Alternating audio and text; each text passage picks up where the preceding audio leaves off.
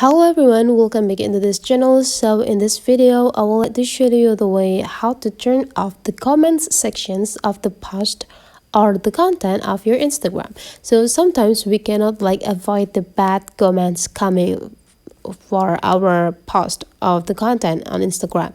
So if you want to shut everyone's comments, you just need to do this instead.